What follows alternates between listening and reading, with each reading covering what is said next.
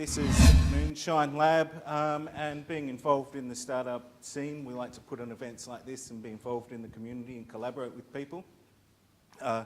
So Moonshine Lab is an incubator, Adelaide-based incubator, and we work with co-founders, people with a dream and an idea, and help them get product to market. So we've got a few businesses in the stable at the moment. I wanted to give a quick introduction to the panel here today. So facilitating the panel, we've got Dennis Lill. Dennis is doing a PhD in statistics and applied probability at the University of Adelaide. He's interested in developing models of disease outbreaks based on social media trends and vaccination rates. After working as a chemical engineer for nearly 4 years, Dennis returned to university to pursue a PhD and is interested in using data science and digital data streams to solve real-world problems. So on the panel here, we've got Dr. Emily Hackett-Jones, who's the bioinformatician at the Centre for Cancer Biology at UniSA, Dr. Katherine Enderling, senior architect and analytics lead at LIFELENZ, Nick Lothian, who's the CEO and founder of Tyto.ai, who's also our sponsor tonight, Mark McDonnell, who's the co-founder and CTO of Athlete.ai, and Thomas Rowntree, research engineer at the Australian Centre for Robotic Vision and the Australian Institute for Machine Learning. Hand over to you, Dennis. Thanks, Yolanda. So before I open the floor to questions, no, I've got mine. I get to ask the first question because I'm facilitating. So a hot topic in AI and machine learning is transparency and explainability of the models. And I know, Katherine, you spoke about giving a tool to businesses hoping to apply these models. But what does the panel think about responding to questions when you're challenged with explaining how your models come up with this answer and what drives it? Well, Emily and I actually spent many years working in digital marketing. So we were part of the evil, and Sure. one of the reasons that we left that area, and the part of the business that I work in now, LIFELENZ, is to change the focus so that it's not actually evil and using other people's data. So to change the focus, I think, is if you return ownership of the data to the people.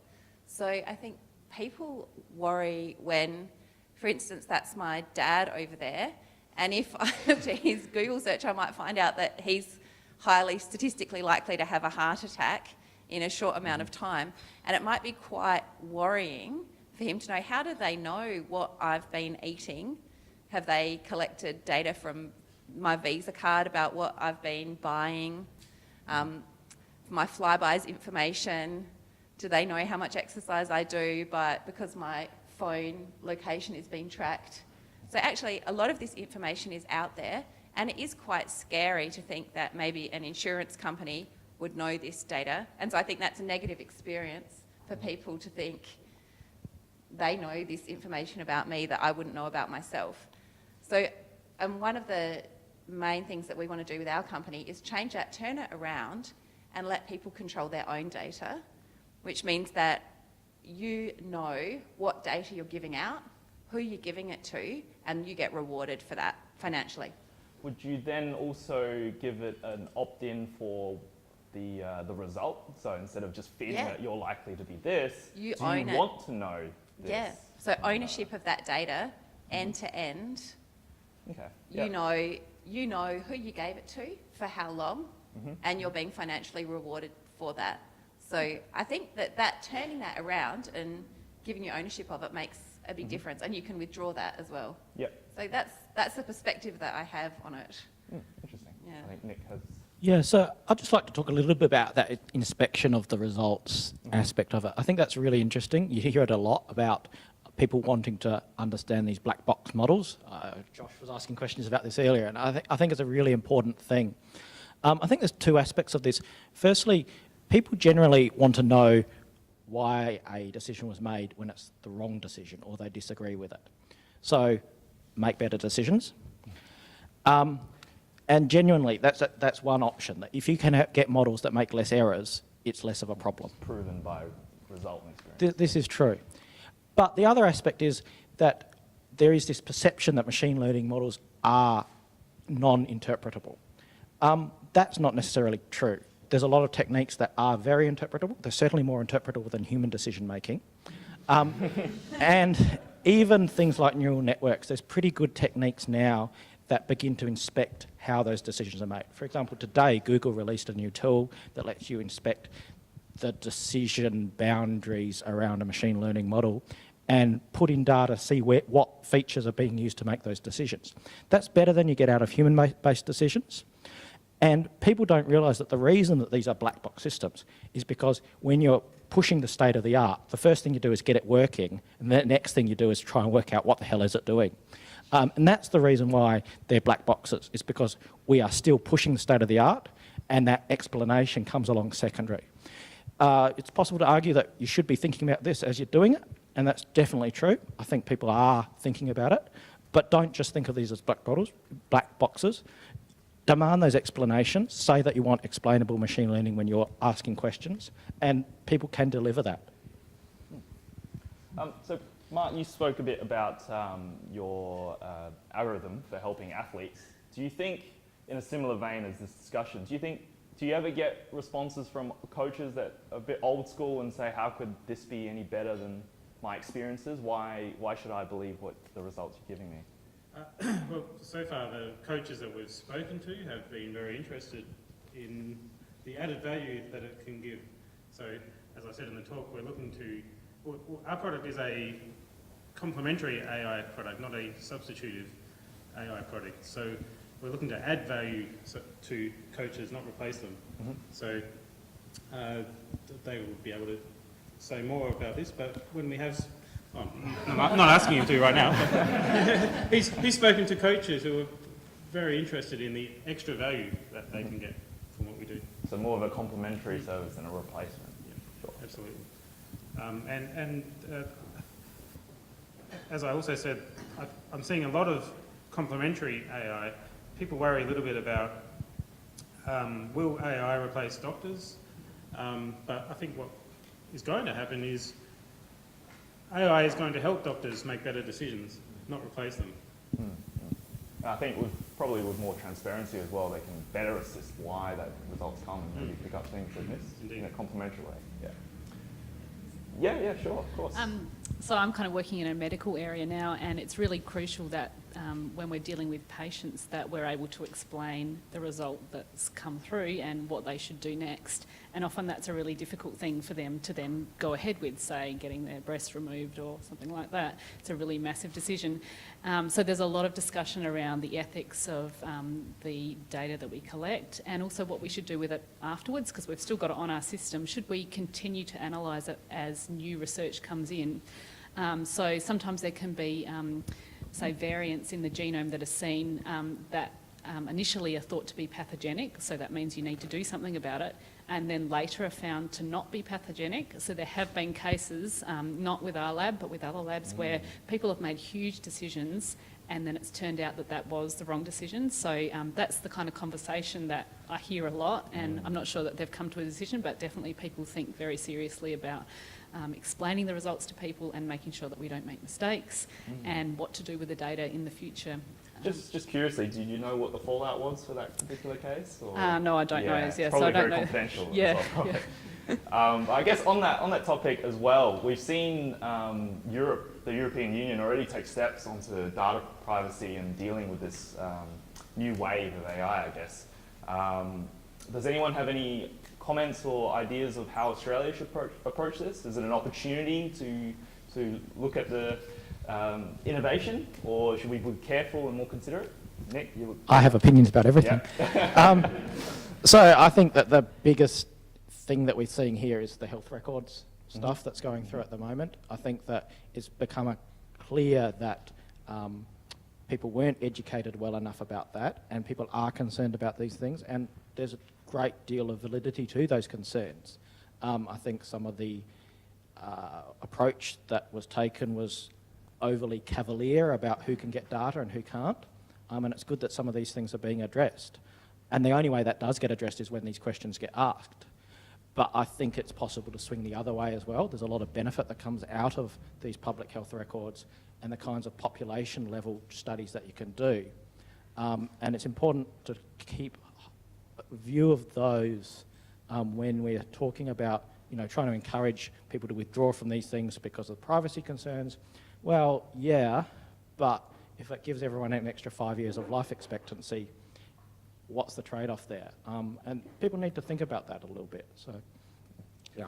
Do you think government is well placed in terms of technical skills to make those kind of decisions? Because this is obviously a reasonably technical field, and we've already spoken about transparency and explainability. Do you think?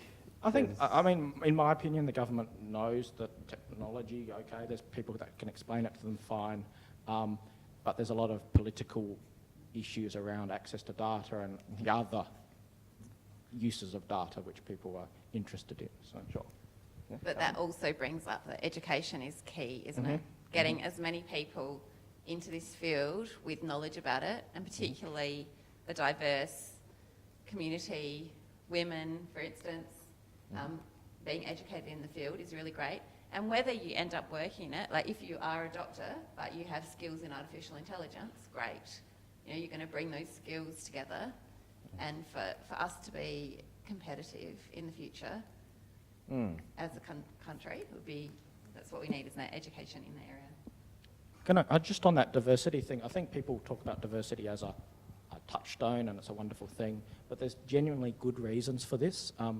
There's a talk I give about this, about some papers that were released around a data set, iris data set, and people were doing gender prediction from it, and they were getting like 97% accuracy, and they were like, this is amazing, because humans can't do this.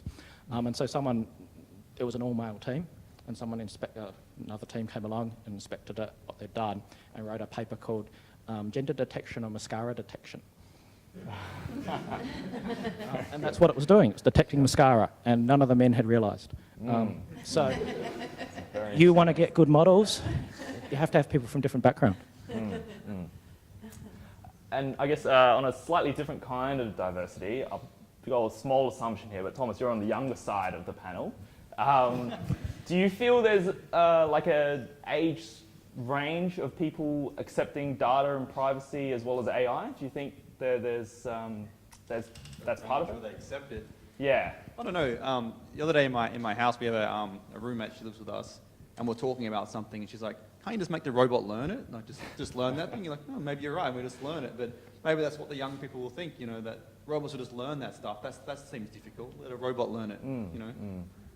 Yeah. Interesting. All right. I might open the floor to questions from the audience. Do we have any questions specifically to the speakers or in general at all? Don't be shy. So on the complete flip side, do you think that perhaps too much data sovereignty could be dangerous? So if you give the results to someone that's not qualified to interpret them, so DNA ancestry is a key one in the in the US at the moment.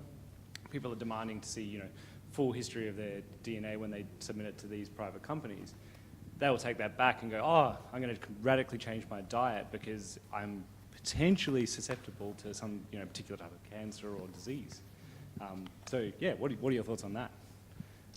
I think Dennis should think about this from the vaccine point of view. Have you ever had any concerns about people misinterpreting vaccine data and saying don't get vaccinated? Well, I think there's always the case that you need to think about the person, right? There's always a person on the end of the result, and you need to be sensitive to what's happening there. So one of my key interests in my research is whether your social circle and your that you have on social networks, I guess, because that's the most observable case of it, can influence your decision to vaccinate or not. Now, that data is all de-identified and anonymous, yes, but when you take the next step for that model about talking, how do we influence these people, now you start getting into very grey and, you start need to think about some ethical concerns there. So I think, touching back to what we mentioned earlier, I think the government has a big say in that. They're ultimately the not the stakeholders, the caretakers of people. So, but we're not quite there yet. So yeah, again, I would hope that we have the technical capabilities to make that decision. On that as well, there is active work being done in this area. Like There's a group at ANU, the A3I, with Genevieve Bell, I think she is, who's doing some really interesting work around the ethics in this area. It's important work and it shouldn't be done in isolation, and it's good that it's getting attention, but it's not an easy thing to do. I don't think there's any right or wrong answers here. There's people who've got malicious intent and want to do bad things with the data because they want to do bad things, and that's a real problem. Don't know what the solution is. So I think those DNA tests that you can do where you send off a little bit of spit have now changed. They used to tell you your susceptibility to diseases, and now they're not allowed to say that anymore because it's stressed too many people out. And people are getting that information and really not knowing what to do with it, but being very upset by it. So now if you try and get a DNA test here, you have to go through a genetic counsellor who'll talk you through the results at the end, which seems like a responsible way to do it. Yeah, and personally, I'm not going to get my DNA sequenced, even though I work in the area, because I think it will be too stressful to find anything else, anything out about myself. So, yeah. Yeah, I think there's Too much data can be a bad thing for yourself personally.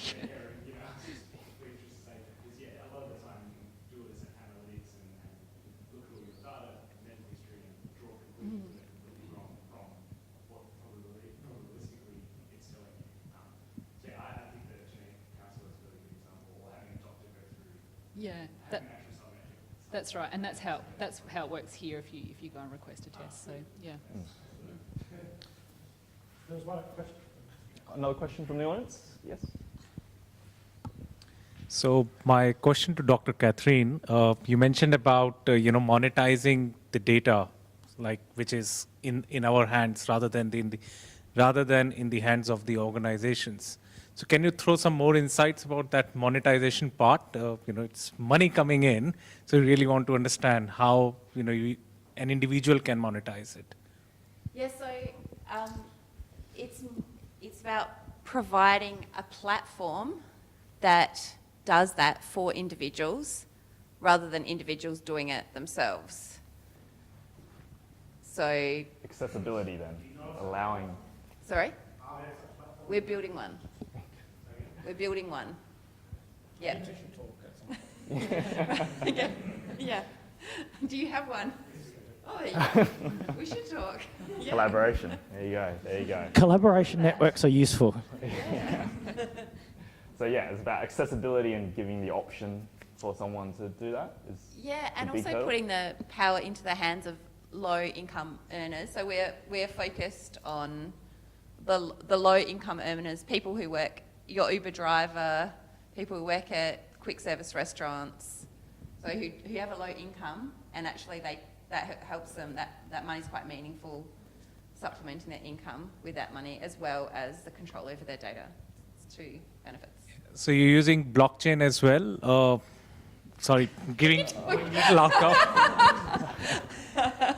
because I'm also working on a similar platform where, but not on the monetization part yet, but yes, how an individual can control their data at their hands and then give the information out when it's needed, how long it is needed, and so on. Great, let's talk as well. More Great. collaboration, very good.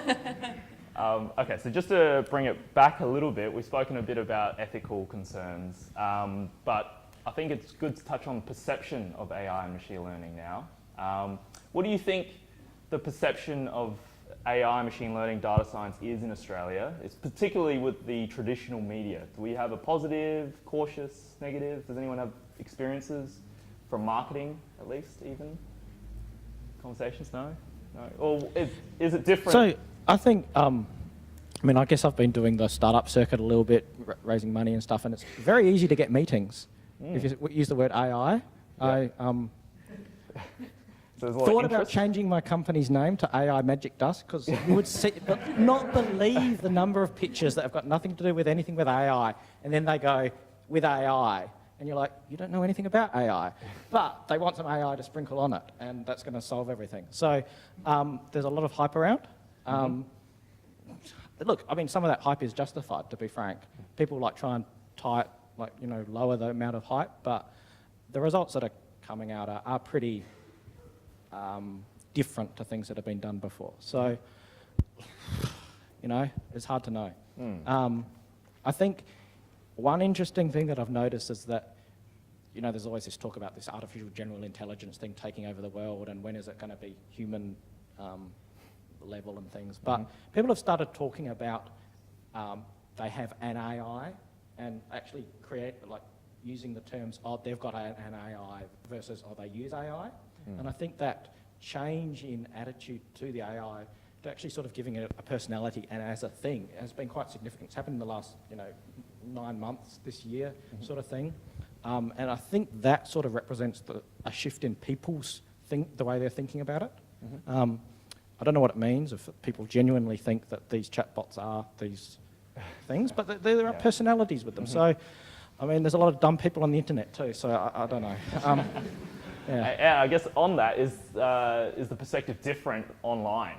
Does online social media, you know, crowdsourced forums, do they have a different perspective? Are they a bit more modern, accepting? Any thoughts?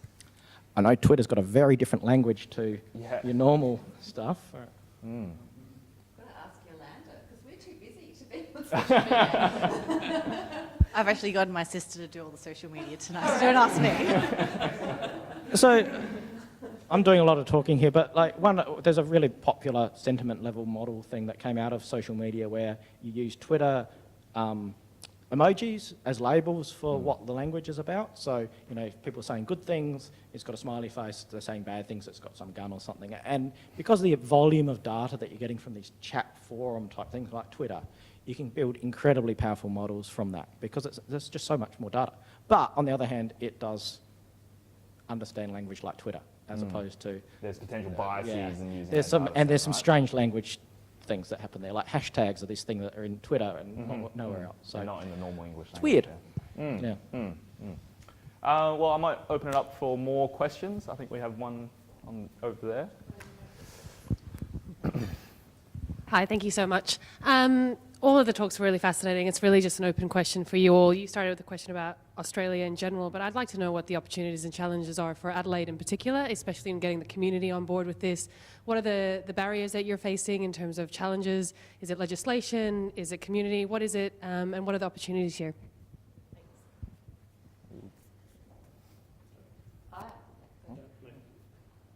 When we've been recruiting, there's just a relatively small pool in Adelaide, and people moving from Sydney or Melbourne don't necessarily want to come, or they might want the same salaries that they've had in Sydney or Melbourne. But where we do find a lot of recruiting success is internationally, so particularly from India and China. It's easier to recruit there than locally, quite often. And are you moving them here? So do you think part of that problem is from a development side? We're not doing enough to develop local talent then, if there's a shortage? I think something like this really helps, because building that network here would mean that recruiting would happen here first before it went away from Adelaide.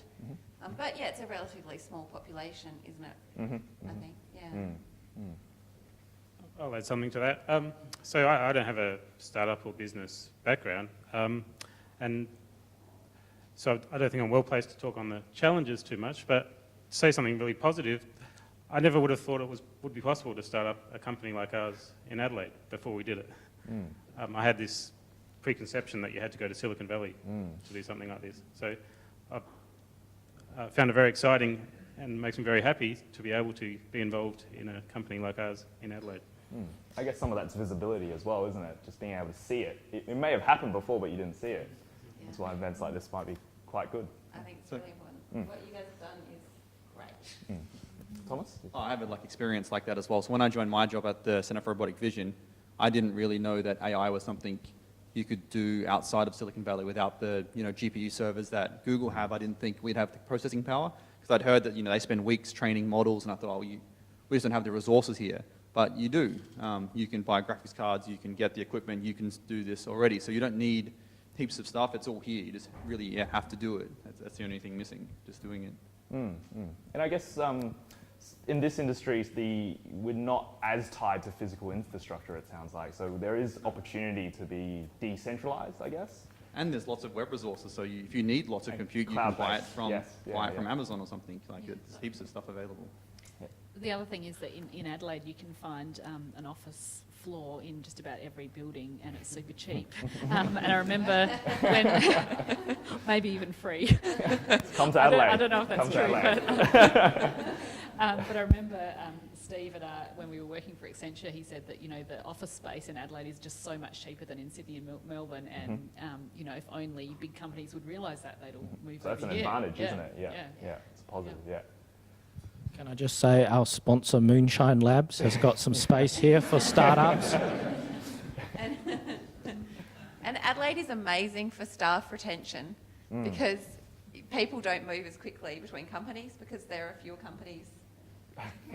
That may not be true forever. That may not be true forever. So another benefit to moving to Adelaide. But it's a great place to live too. Yeah. It's a great place. There's 4 companies recruiting the audience. So. Yeah, the demand is there. The demand is there. Yeah. Do we have any other questions from the? Oh, plenty. Okay. Yes. Yeah.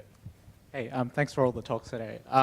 So I guess to me, the way you can break up AI, there's 4 things on my mind. There's the amount of compute, the data that you have, the kind of algorithms that you run, and maybe the talent, the people actually building these systems. What do you think is the biggest limitation for the products or the companies that you work at, or in general, with regard to these 4 things?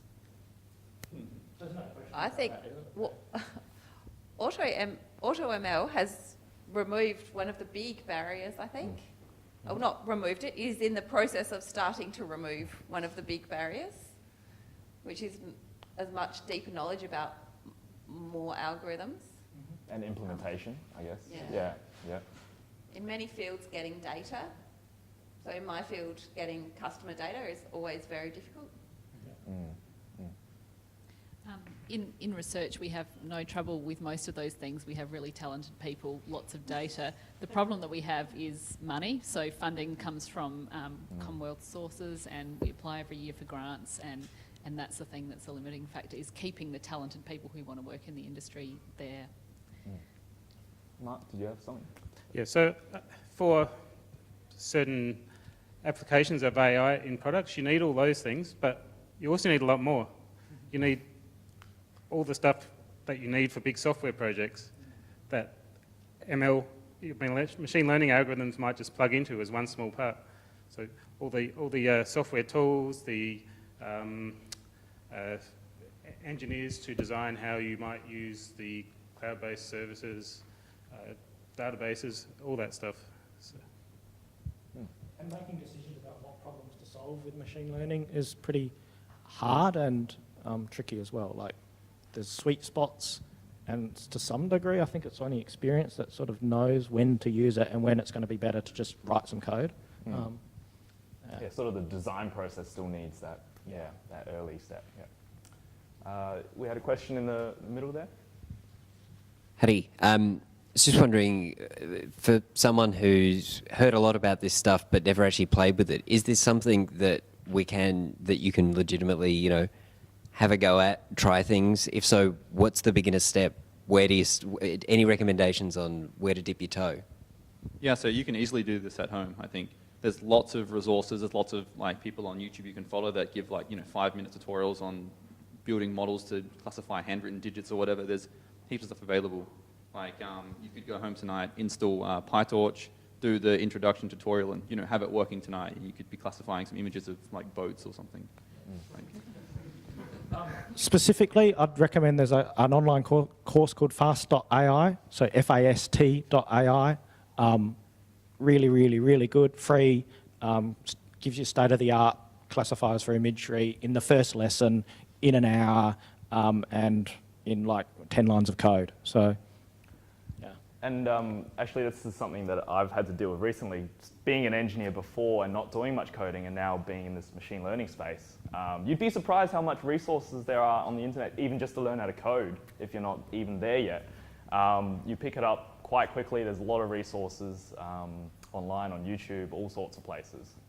Just a quick Google search and give it a shot. I guess is what I'd say. Any other questions? Yes. I'm interested in applications to education. It seems to me that, we haven't talked about that, but it seems to me it's really important. First of all, it's all in the news every few weeks because of NAPLAN and the validity of the results of NAPLAN, which is large data, analytics applied, and we know that some of the data that was recorded this year was on computers, and some of the data was done by hand, and there was a dispute over the validity. There's a question about the validity of that data overall, and yet it is used nationally in order to make decisions about what happens in school. So there's a question of the validity of data, and partly tied up with that is AI, you know, because that data needs to be processed.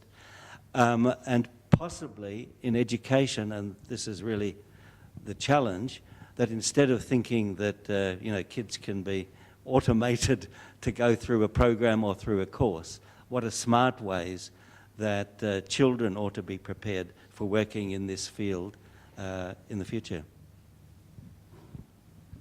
I'm doing a lot of talking, but I did work in education, informatics for a long time before doing other things. So informatics in education is very effective. You can tell to 97% accuracy if someone's going to go to college in year 8 based on test results. The data's there, it works, in the US anyway. You know, you'd think that that should prompt some interventions and things.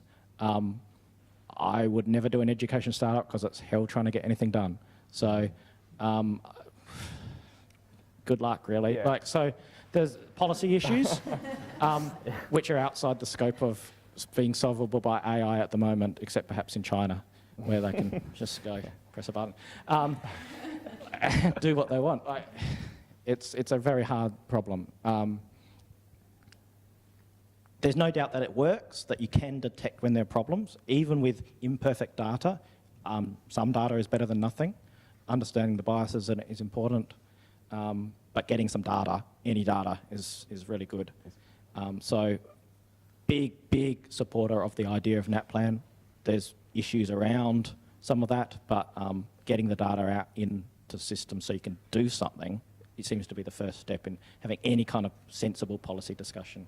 And I think a lot of the problems that have come out of that are less about AI and the tool they've used to analyze data, but more about the interpretation, potentially, which is still very much a human process. And you need to interpret the results and the output, because our computers are really good. They're really good at what they do, but they can only give you the same thing. Well, they can only give you what you tell it that you want. And I think this goes to Grant's point before. There's always going to be people who are going to look for that single thing to prove their political point about something or other. And if they work hard enough, they'll find the data, and then you have to fight that battle too. So politics are yay. Yeah, Emily is a... So I have a different opinion on NAPLAN. I'm really against NAPLAN. And the reason is I think that teachers will learn to teach the tests, kids will learn to do the test, and they'll all get great at it. And they won't learn anything deep, they won't understand anything seriously, they'll just get really good at tests. It's been shown with IQ tests, the more of them that you do, the higher IQ you can get. And I think NAPLAN will be exactly the same, and I really worry about it, and I worry about saying a school is bad based on its NAPLAN results and, you know, directing something towards that school, or, you know, taking funds away or closing that school because of that. And I think it makes teachers not be able to do what they think. It takes away their sort of, everyone in their jobs likes to feel like they have some control over it, but if you have this test coming up where you have to achieve a certain grade, or your students have to, then I think that's a terrible thing. And it's been shown in every country that it hasn't worked. It's been a disaster everywhere. Australia thinks, great idea, let's do standardised testing. And I've got to bring those two together, because your point is that we need the data, and your point is that NAPLAN is terrible, and you're both right. So what we need is non-invasive data collection. So collecting that data that you need, but without disturbing the teaching process. Anonymised and not... So to get those aims, which we need, so you're both really right. And actually we need better practitioners in the field. And we don't have the practitioners in the field because not very many people mix education and technology to a high level. And if you work in schools, you don't find very many people with advanced skills in this field, in technology, which is quite disappointing. So you definitely see some things like Khan Academy where they do the testing and it works out using the pedagogical structure of the tests to work out where someone's weak and then re-teaches that part of them. And I think that's really good. Yeah. I think Evelyn's perfectly right. She's right, and you're right too. Yes. So, but is it IoT devices in classrooms collecting the data non-invasively? Non-invasively.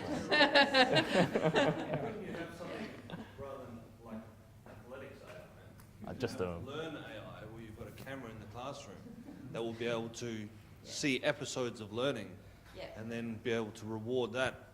And get the NatPlan data from That's the... right. Robotic. We are all co-founders.